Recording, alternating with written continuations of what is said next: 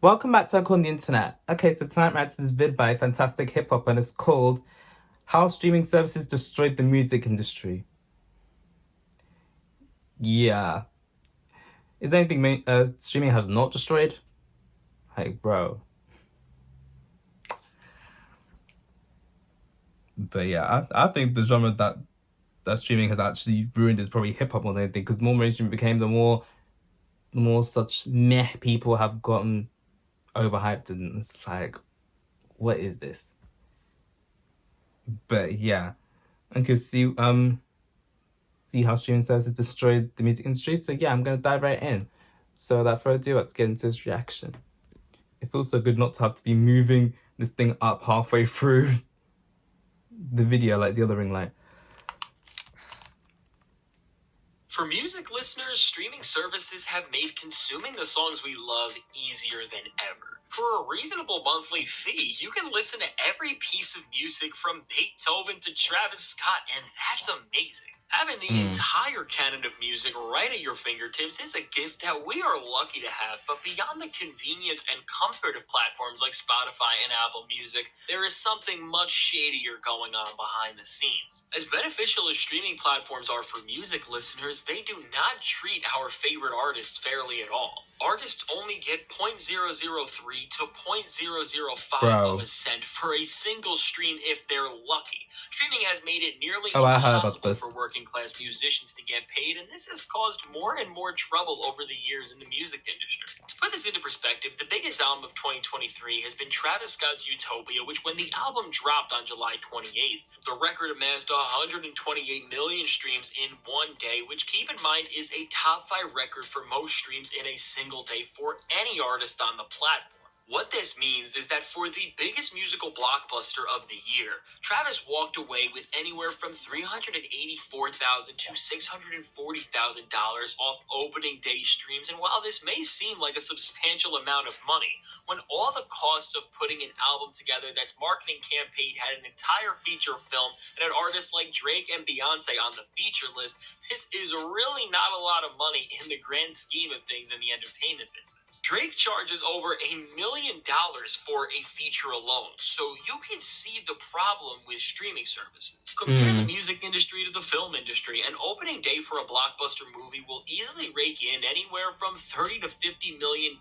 So with this major discrepancy between the music industry and all other sectors of the entertainment landscape, it has cause for things to get twisted. In the era of modern music, there has been a shift in the overall approach artists are bringing to the table. The philosophy of the streaming era has convoluted the quality of the music we enjoy in the best attempt to exploit and salvage any sort of change from the streaming model. Looking in the hip-hop world, to succeed in the streaming era, most executives and artists decided that the way to gain success through a streaming algorithm that is inherently against them is to boost their streaming numbers at all costs. While you can make the platforms increase the wages they are giving to artists by rapidly running up streaming numbers, you can make the largest profit possible. So adopting this business model, all of a sudden nearly the entire rap world began to focus on pumping out quantity over quality.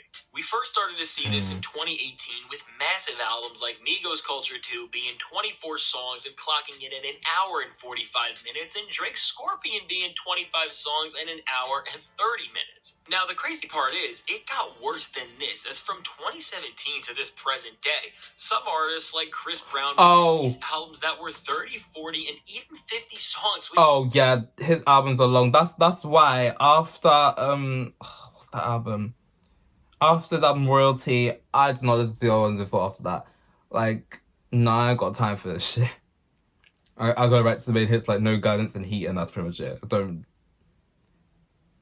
But now I know why I made it so long. Like, bro, really, like 40, 50 songs on an album?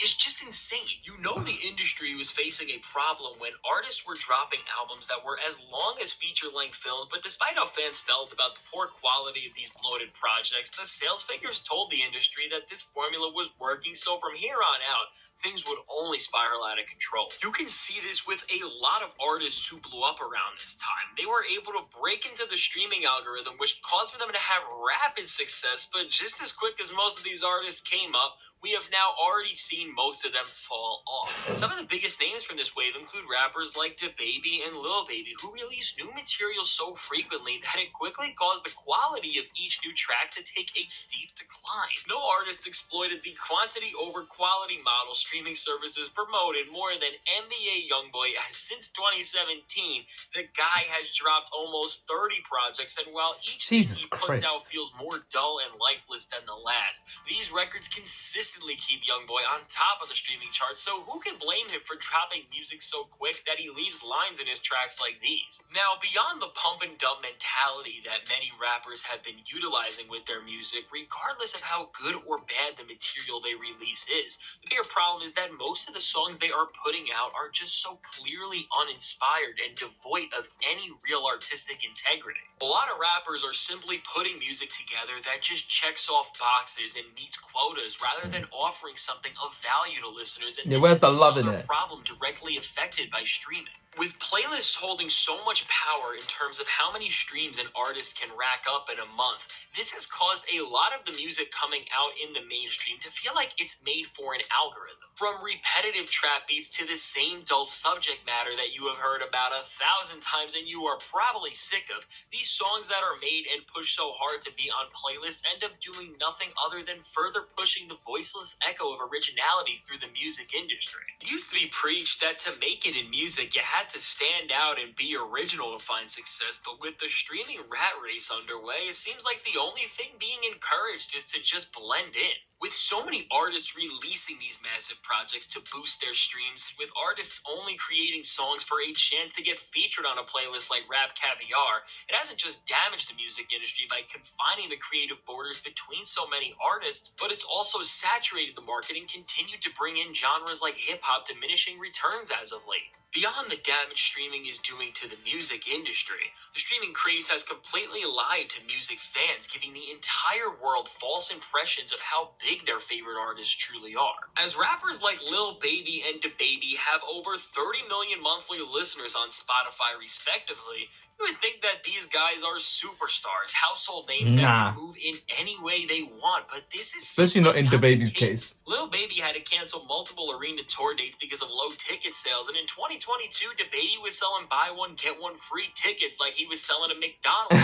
The problem with streaming is the simple fact that What, because Domino's? of the craze for algorithmic plays, because of the rush to get that monthly listener count up, many artists and labels have lost sight of what actually matters: pleasing the fans. It's this exact principle that has convoluted and confused entire communities like the hip-hop world, giving false impressions of what's really going on and what people are really resonating with. Because of how confusing streaming numbers have gotten, the only real way to tell how successful an artist is by seeing word of mouth on social media or to see how well they're doing on a tour. While streaming numbers have been misleading, if an artist can sell out a venue, arena, or stadium, putting real humans in seats, you know that they are really resonating with people. Over and over again in today's music landscape, streaming numbers have proven to be more misleading than ever, so if catering your every move to appease an algorithm does not actually equate to building long-term relationships with fans and building long-term successful careers, the question is, what does? While this may seem complicated to a lot of executives who are so out of touch and so hungry for these numbers,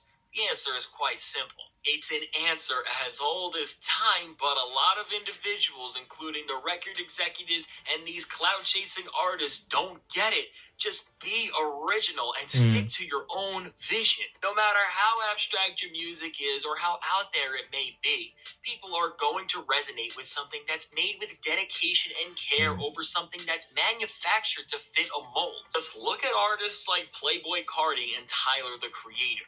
They are doing some of the most unconventional things in hip-hop right now, and both have had 2 major arena tours in the past 5 years. So all in all, while streaming politics have given us a ton of mid albums, an oversaturated music market, and whatever the hell NBA YoungBoy's been doing, none of this stuff will last. All of these numbers and all of the products from it are just smoke and mirrors that don't hold any real substantial value. At the end of the day, if you're an artist that has people buying merch, coming to your shows, or just getting support in any way, you have already won simply by offering the music world your uncompromised self. Let me know your thoughts on how you feel streaming has affected the music world and market, and if you enjoyed this video, be sure to...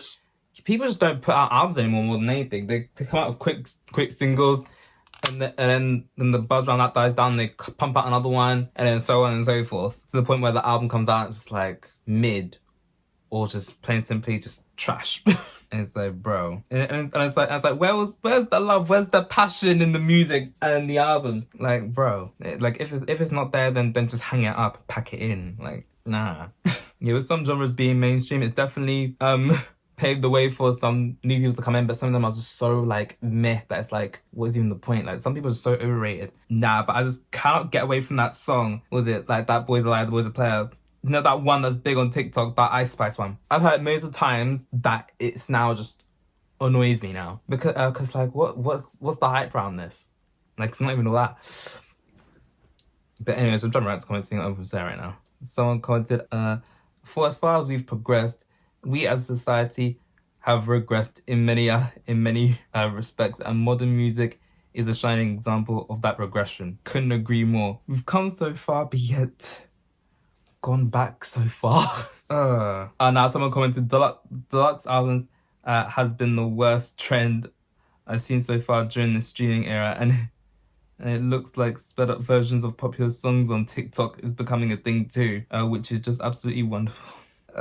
Streaming services, and this one should have been this one should have been called Streaming Services and TikToks Ridding the Music Industry, because these mediocre songs are just becoming so overrated that I'm just like, what was the hype around this? This is just my personal opinion on that. It's not me trying to claim it to be fact. It's just my thoughts and opinions on this. It's nice to have all of this music for such a low price, but it comes at the cost of devaluing it, and it's been starting to show within the past few years. Couldn't agree more. And these are not even making much from it. That's even more peak, but yeah, interesting vid there. But like, yeah, if I see an album and it's like got over like 40-50 songs, I'm like, yeah, no, I'm not even gonna bother. I'm probably gonna start the first half, and after that just dip, because it's like I'm not even. Yeah, and it's like to think out of them 50 songs, probably like a good 10-15 that actually have potential, while the others are just like filler. It's like, what the fuck was this? You could have just put this on another album or just scrapped it completely. Like, no. Like, what is this? Especially when the songs are like 2 minutes long. Like, what is this? Like, this new day and age of music, the songs are even shorter, right? They've gone from like being 3-4 minutes long to being like 2 minutes long, if not a minute and a half. It's like, this might as well be an interlude. What the fuck is this? But yeah, it's just a vid though. But yeah, I'm gonna head out. Okay, so that's it for this video. Like, subscribe if you want. I post if whenever I feel like it, and I'll see you next one. Bye.